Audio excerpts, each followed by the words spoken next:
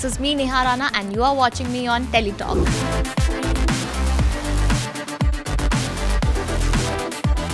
Hi, this is Kinshuk Mahajan here, and you're watching me on Teletalk.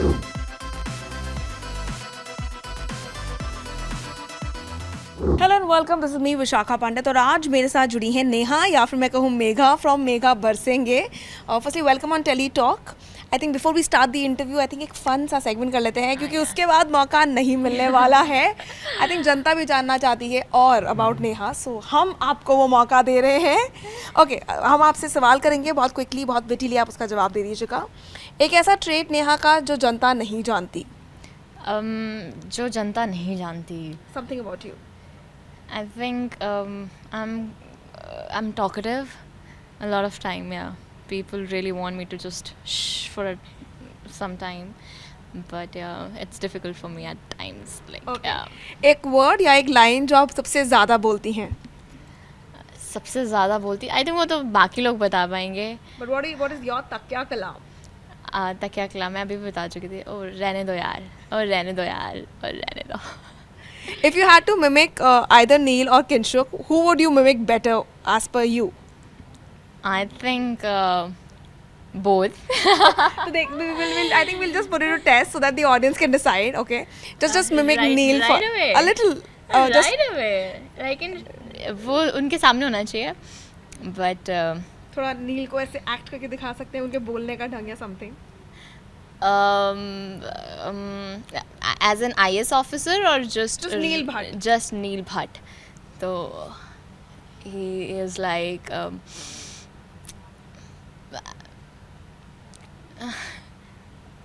I need to think of a specific Yeah, a little, not too much, but just a little. yeah, his laughter is really funny.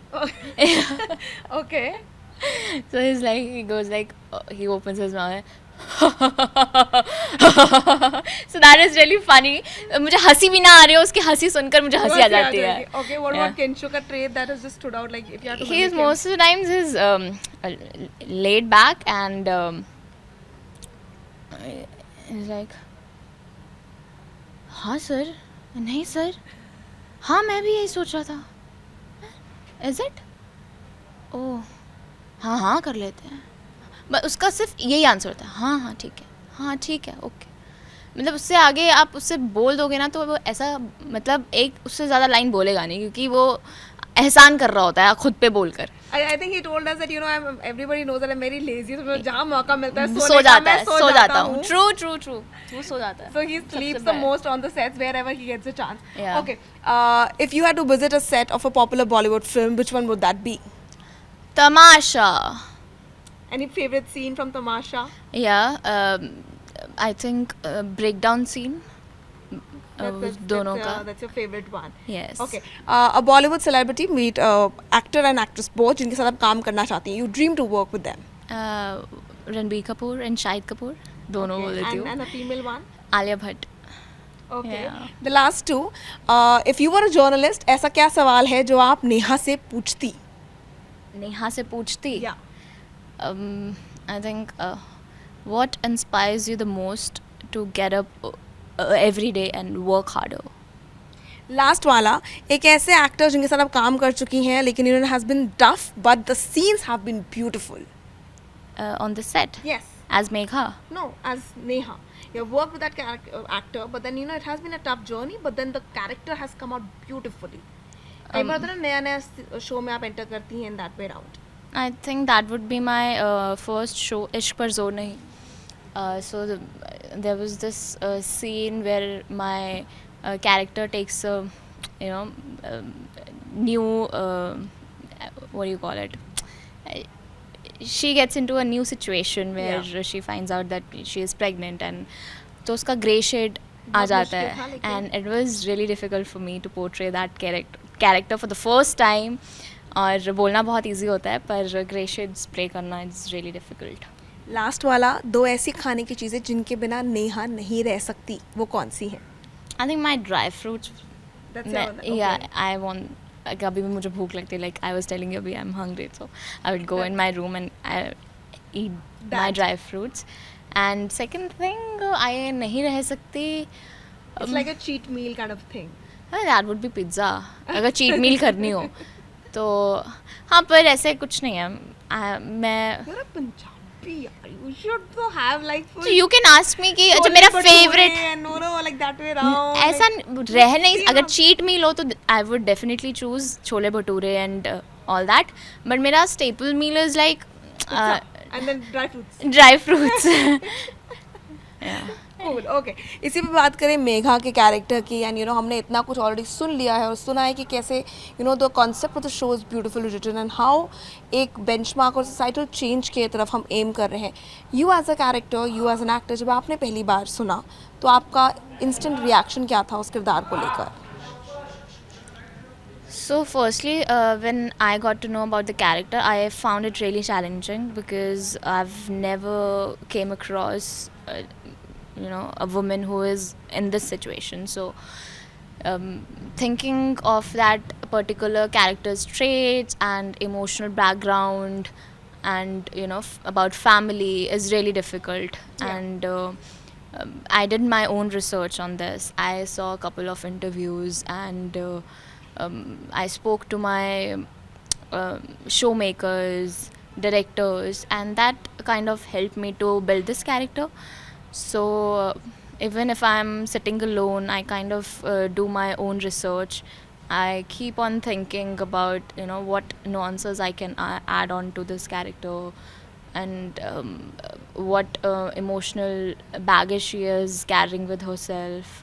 So I create fake scenarios in my mind so that I can just deliver the emotion exactly, and because it's kind of a responsibility to portray a character who is abandoned, and that I just feel that I should be able to deliver that emotion with sincerity and rawness.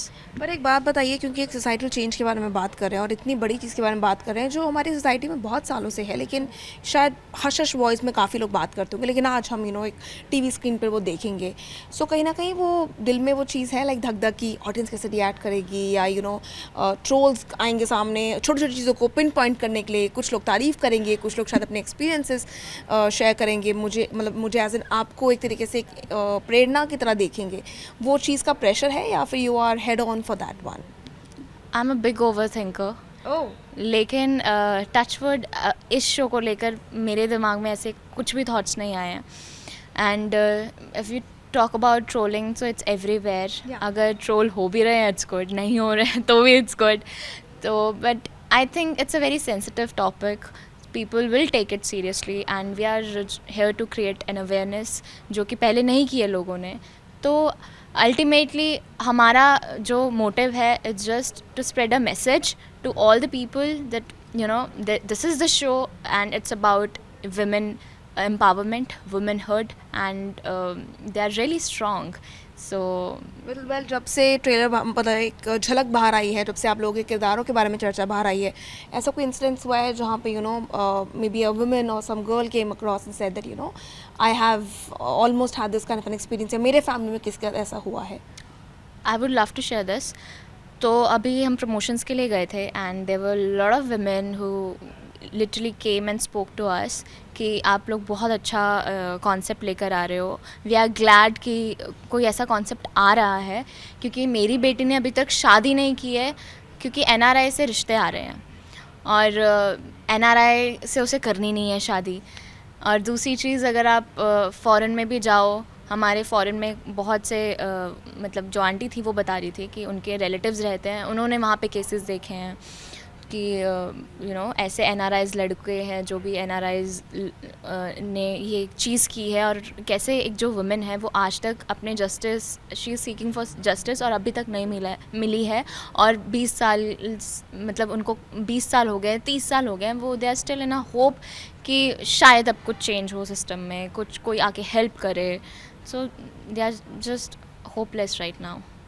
Well, I would say that आपने जितने भी किरदार अब तक निभाए हैं, beat let's say Junooniyat हो गया या बनीचा हो गया या इश्क पे सोरनी हो गया, हर किरदार मैं नहीं कहूँगी कि बहुत अलग है, बट कहीं ना कहीं अलग है. It's like not very similar. So I can't say that आप स्टीरियोटाइप हुई हैं. लेकिन जब आप कोई किरदार चूज़ करती हैं अपने लिए, क्या ये कॉन्शियस थॉट होता है कि यार वो अगले पिछले से अलग हो, ताकि लोग मुझे हर बार एक अलग ढांचे में देख सकें, ताकि वो मुझे स्टीरियोटाइप ना कर दें?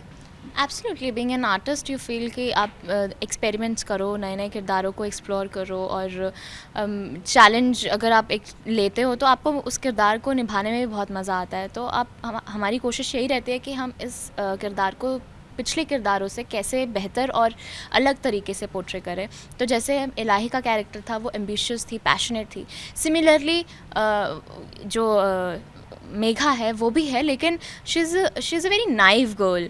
लेकिन जो उसका ट्रांसफॉर्मेशन होता है एक बहुत ही स्ट्रॉन्ग वुमेन की तरफ, और अपना स्टेप लेती है. वो कभी दिमाग से सोचती नहीं थी, लेकिन अगर कभी किसी इंसान के साथ ऐसा हो जाए तो वो तो उसके पैरों से तो ज़मीन ही निकल जाए. तो आई थिंक ये एक एंटायरली वुमेनहुड पे कॉन्सेप्ट है. तो मेरे लिए तो I think I am fortunate enough to I got this opportunity to play this character after such a long time. अच्छा, ये बता दीजिए, क्योंकि आपके को स्टार्स बहुत ही एक्साइटेड हैं इस शो के लिए, एंड ऑब्वियसली हमने उनसे भी पूछा कि पहली मीट के बारे में. तो आप जब फर्स्ट टाइम किंशुक एंड नील से मिले तो क्या बोला उन्होंने? वेल उन्होंने जो बोला वो आपको हमारी वीडियो में देखना पड़ेगा. हम इसी से व्यू बढ़ाएंगे अपना, हम इसी से व्यू बढ़ाएंगे अपना. But then I would love to know कि आपका फर्स्ट इंप्रेशन नील और किंशुक के बारे में क्या था, और जब आप किंशुक के साथ शूट कर चुकी हैं आप, तो अब जब काम कर लिया तो थोड़ा वो इंप्रेशन बदला है या क्या है? मैं ना बहुत क्यूरियस किस्म के इंसान हूँ. मेरे दिमाग में ऐसे प्री कंसीव नोशंस किसी को लेकर ऐसे नेगेटिव नहीं होते, हमेशा पॉजिटिव होते हैं, क्योंकि मैंने उनको बचपन से देखा है टीवी पर. तो it was like I have achieved something यार, that I am working with, they are my costars now. तो मेरा फर्स्ट इंटरेक्शन यही था कि I am really excited to work with you guys. और हमारी फर्स्ट रीडिंग पर ही वॉज वेरी क्वाइट किंशुक, जो कि अभी भी है. एंड नील सेकेंड टाइम आए थे, तो he was really talkative, informative. और आई थिंक जब वो सेट पे भी आते हैं तो he gets himself involved in everything, be it direction, scripting, everything. So it's a very good thing to know your costars in a way that they are collaborative. But and up that you've worked with like one of them, and you have at least sat and had a conversation with the other one, who is more witty, who is more notorious out of the two of them? नील यार नील थोड़ा है, और लेकिन जो किंशुक है वो बहुत ही वो नाइव सा, बहुत स्पिरिचुअल इंसान. तो वो बहुत कामनेस है उसमें. Okay, लास्ट ये बता दीजिए, बिकॉज टीवी पे तो touchwood things are going pretty well for you, and we hope कि इसके आगे आप और बड़े बड़े शोज करें.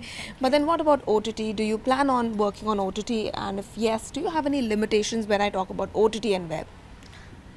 Again, if I like the script, if I like the character, I would do anything for that character to to do justice. Lekin of course I want to see myself on a big screen, on a big platform, and I'm playing this character and I'm fortunate enough. So I think just the beginning, let's hope for the best, and that's it. well, जनता से क्या कहेंगे, because I am sure जितनी आप excited हैं वो आपसे ज़्यादा excited हैं. क्या लगता है उनके लिए क्या USP रहेगी इस शो की?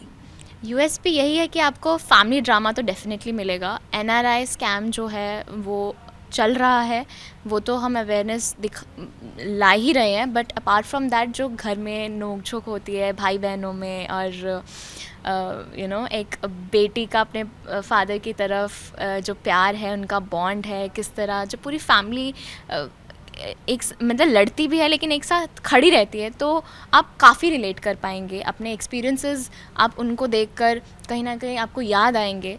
तो बहुत ही प्यारी फैमिली है, बहुत ही अच्छा कॉन्सेप्ट है. तो मैं बस यही चाहूँगी कि आप सब लोग प्लीज़ बहुत प्यार बरसाएं हमारे इस शो पर. ज़रूर देखें मेघा बरसेंगे. अगर आप मुझसे ज़्यादा एक्साइटेड हैं तो आई होप कि बस शो हिट है, और आई जस्ट होप कि आप लोग बहुत बहुत बहुत प्यार दें. तो हमारा शो आ रहा है 6 अगस्त से. आपके पेरेंट्स का क्या रिएक्शन था जब इस किरदार के बारे में सुनाया, जब अब ये लुक आपकी देखी उन्होंने? मैं यही बोल रही हूँ कि जब से मुझे इस कॉन्सेप्ट के बारे में पता चला था तो मुझे कोई आइडिया नहीं था. तो I called my dad and he gave me little insight about this. So he was quite familiar with the world of the show, and the day they saw my promo, they were really emotional and they could connect. Wow. So I was like, ठीक है, अगर मेरे parents connect हो पा रहे हैं तो और भी obviously लोग कर audience पाएंगे। Yes. उनके पेरेंट्स ज़रूर कनेक्ट कर पाएंगे।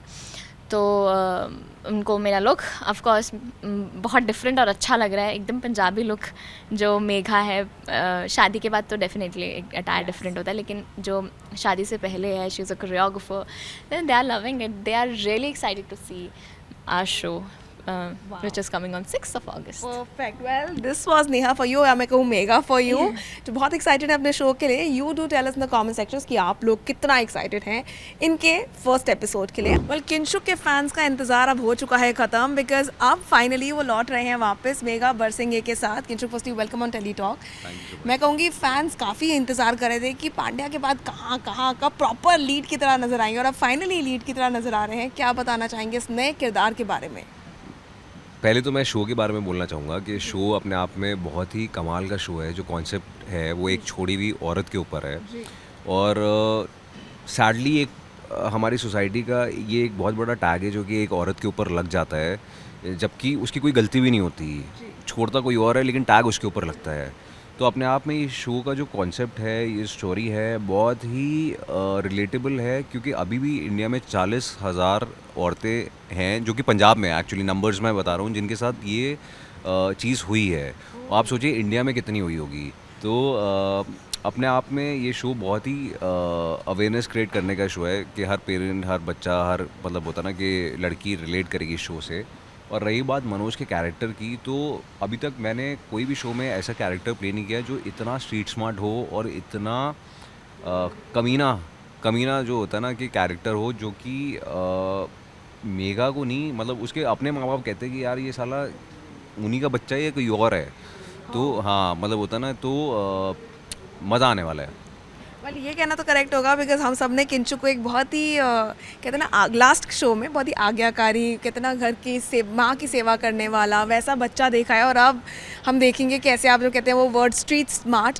बट पहली बार जब आपने पूरा स्क्रिप्ट सुना या जब आपने अपने कॉन्सेप्ट के बारे में सुना, तो आपका first as a audience instant reaction क्या था? मेरा फर्स्ट इंस्टेंट रिएक्शन ये था कि यार मुझे ये शो करना है, बिकॉज क्या है ना कि एज अ एक्टर आपको इतने चैलेंजिंग कैरेक्टर्स मिलते नहीं हैं। जब आप पॉजिटिव कर रहे होते हैं ना, तो कहीं ना कहीं उस कैरेक्टर की एक लिमिटेशन होती है, और कई बार एज एन एक्टर ना आपको वो कैरेक्टर्स प्ले करने में ज़्यादा मज़ा आता है जिसकी कोई लिमिट ना हो। जो एक तरफ जब मैं कुछ सीन्स करता हूँ मेघा के साथ, अभी मतलब होता ना इनिशियली, या उसके पेरेंट्स के साथ या वैसे, तो बहुत ही पॉजिटिव, मतलब मैं भूल जाता हूँ कि मैं नेगेटिव कैरेक्टर कर रहा हूँ। हाँ, मतलब वो मैंने अपनी एक्टर पॉइंट ऑफ व्यू ये प्रिपरेशन रखी है कि जब मैं कुछ पॉजिटिव कर रहा होता हूँ ना, तो मैं भूल जाता हूँ कि मैं नेगेटिव कर रहा हूँ। तो और जब मैं नेगेटिव करता हूँ तो मैं भूल जाता हूँ कि मैं पॉजिटिव हूँ। तो ये कैरेक्टर के डुअल शेड्स हैं। तो ये प्ले करने में बहुत मज़ा आएगा। जब मैंने स्टोरी भी सुनी और जब इस कैरेक्टर का आगे मैंने कैरेक्टर ग्रोथ सुना, तो बहुत अच्छा है, ऑडियंस को मज़ा आने वाला है। अच्छा, एक बात बताइए, बिकॉज अपनी इंडस्ट्री में स्टीरियोटाइप हो जाना बहुत आम बात है। एक कैरेक्टर बहुत अमेजिंग प्ले कर दो तो आपको बाकी ऑफर्स वैसे आते हैं, उनको लगता है कि अच्छा इसमें ये कैलिबर है तो इसको और एक्सप्लोर किया जाए। बट वो ये नहीं देखते हैं कि एक्टर्स एक तरीके से स्टीरियोटाइप हो जाते हैं कि सेम किरदार ही प्ले करते हैं।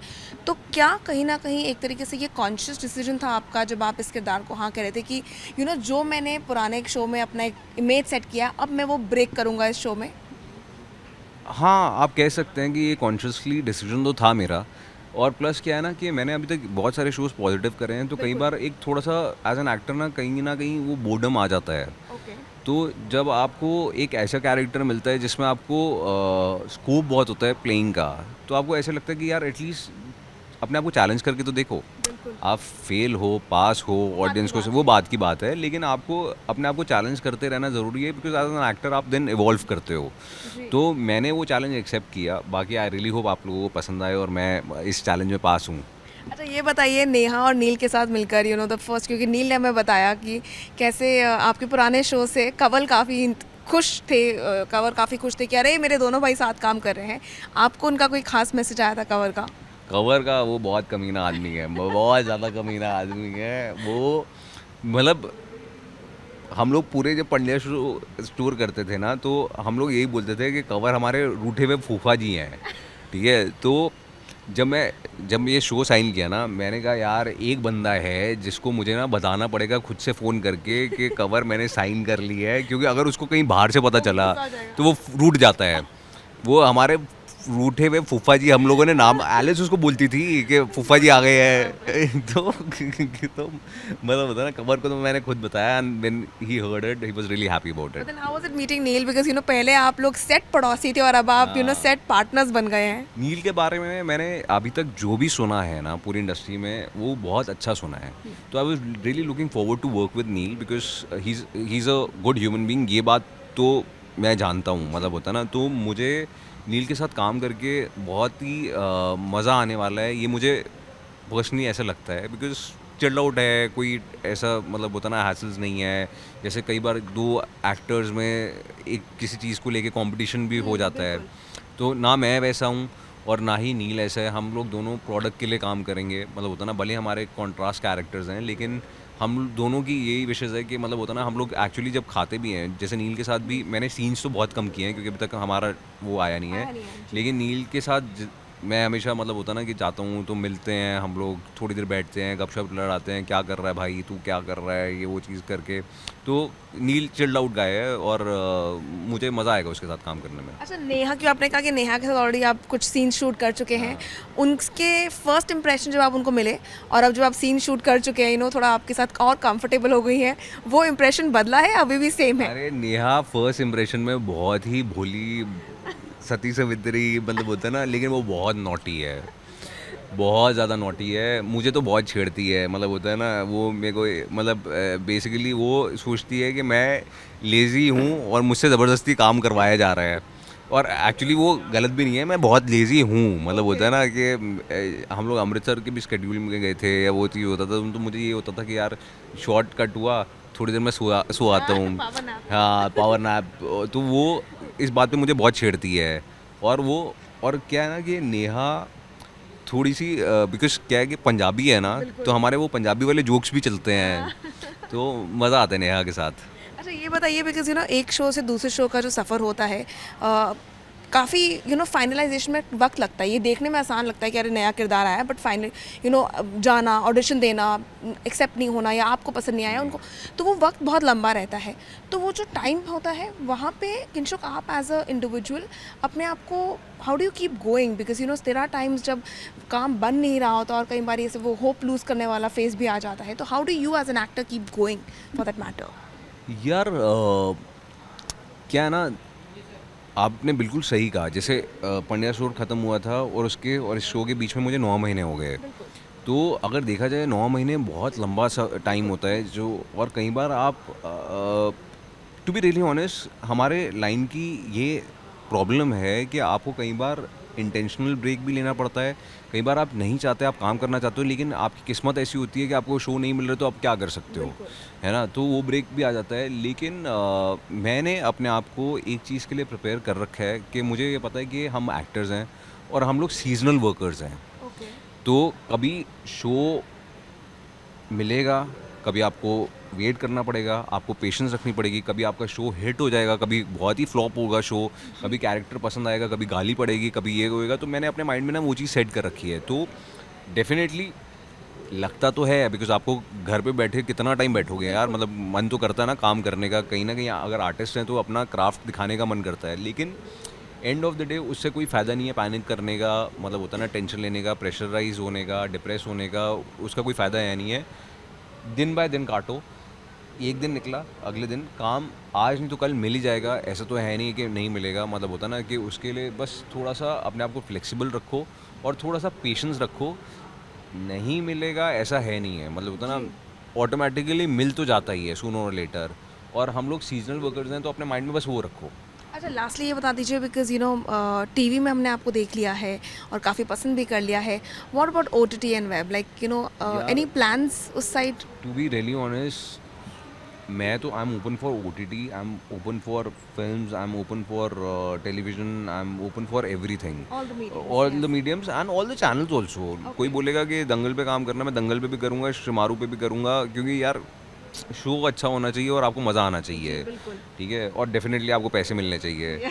तो मेरा ऐसा कुछ नहीं है, तो I am open for all the mediums, but मैं एक चीज़ मानता हूँ कि जो आपकी नसीब में लिखा होता है ना, वही आपको वही आपको मिलता है, कोई आपसे छीन नहीं सकता। तो मैं एक शो था जो कि उसमें भी ऐसा नेगेटिव कैरेक्टर था, तो उससे पहले मेरे को उस शो के लिए अप्रोच किया गया था जो कि मैं बहुत एक्साइटेड था करने के लिए, लेकिन वो शो ही स्क्रैप हो गया, या मतलब आया नहीं है अभी तक आया नहीं है वो शो।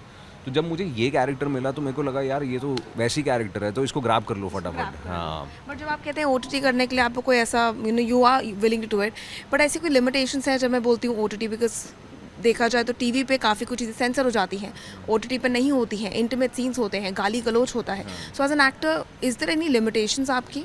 यार मेरी एक लिमिटेशन ये ज़रूर है, मेरे को बाकी और किसी चीज़ से प्रॉब्लम नहीं है, लेकिन मुझे ना अब मैंने OTT किया नहीं है, तो मुझे मतलब होता ना कि वैसा कुछ आया नहीं है मेरी लाइफ में, लेकिन मुझे ना गाली गलौज अच्छा नहीं लगता। ओके, मतलब पर्सनली मुझे पर्सनल लाइफ में भी अच्छा नहीं लगता, और मुझे ऑन स्क्रीन भी नहीं अच्छा लगता। मतलब होता ना कि वो थोड़ा सा वायलेंस वगैरह के थोड़ा सा मैं एंटी रहता हूँ, क्योंकि मुझे ऐसा लगता है कि आप क्रिएटिव लिबर्टी कर ले रहे हो और एक्चुअली रियल लाइफ में भी ऐसा होता है, लेकिन मुझे पर्सनली मज़ा नहीं आता। लेकिन मैं हाँ, बट मैं ये कहता हूँ कि मैं उस मामले में भी फ्लेक्सिबल हूँ कि अगर मुझे बहुत ऐसा लगेगा कि मुझे कैरेक्टर की रिक्वायरमेंट वैसी है कि मतलब अगर आप शो ऐसे ही कर रहे हो जो मिर्ज़ापुर है और वहाँ पे गालियाँ बोली जाती हैं, तो फिर आपको बोलनी पड़ेगी, आप मना नहीं कर सकते हो। लेकिन जहाँ पे आप अवॉइड कर सकते हो वहाँ पे मैं प्रेफर करूँगा। मैं फालतू की मतलब होता है ना, जस्ट बिकॉज OTT पे गालियाँ चलती हैं, तो मैं I don't want to be part of that कि मतलब मेरे को गाली देनी है, क्योंकि अगर मैं गाली नहीं दूंगा तो मैं OTT पे काम नहीं कर सकता। ओके, लास्टली बता दीजिए, क्योंकि OTT की बात कर ली, टीवी की बात कर ली, what about reality shows? Will we see you any Khatron, Bigg Boss, any of it? Honestly बोलूँ, मुझे डांस में मैं अच्छा नहीं हूँ, ठीक है, तो डांस रियलिटी शो तो मेरे गले पे अटक जाएगा, ठीक है। बिग बॉस मैं करना नहीं चाहता, बिकॉज अर्लियर मतलब होता ना कि earlier, now they have realise that I am not that material only वो कैन, मतलब बिग बॉस के लिए आपको थोड़ा सा मतलब होता ना उस टाइप का मसाला चाहिए, तो मैं वो मसाले वाला इंसान ही नहीं हूँ। तो अभी तो मुझे अप्रोच किया नहीं है, मतलब होता ना कुछ सालों से, और बाकी मैं करना भी नहीं चाहूँगा। भगवान न करे ऐसी कोई मजबूरी आ जाए कि जब मतलब मुझे ऐसा लगे कि करना पड़ जाए, कि मतलब होता ना पैसे ख़त्म हो रहे हैं, काम नहीं है, तो कर लो। तो ऑब्वियसली आई हैव टू पे माई बिल्स, तो आई से नेवर वाली बात है। लेकिन खतरों के इज़ वेरी चैलेंजिंग, लेकिन प्रॉब्लम ये है कि मुझे ना ये छिपकली विपकली से बहुत डर लगता है। मतलब वो ना बाकी के स्टंट्स ठीक है, मैनेज हो सकता है, मतलब होता है ना, मेरे को और स्टंट्स में प्रॉब्लम नहीं होगी, मतलब लिजर्ड, छिपकली, रेप्टाइल्स वगैरह ये सब जो आपके फेस पे छोड़ देते हैं, आपकी बॉडी पे स्नेक्स करते हैं, उससे बड़ी प्रॉब्लम है, इसलिए मैं वो भी नहीं करना चाहता। तो इसलिए मुझे ऐसे लगता है कि फ़िलहाल तो अभी आप लोग कोई अगर नया कोई कॉन्सेप्ट आता है रियलिटी का तो अलग बात है, लेकिन अभी वाले रियलिटी शोज़ में आप लोगों को में नहीं देखने को मिलेगा। आप मेरे को मेगा बरसेंगे में देखिए।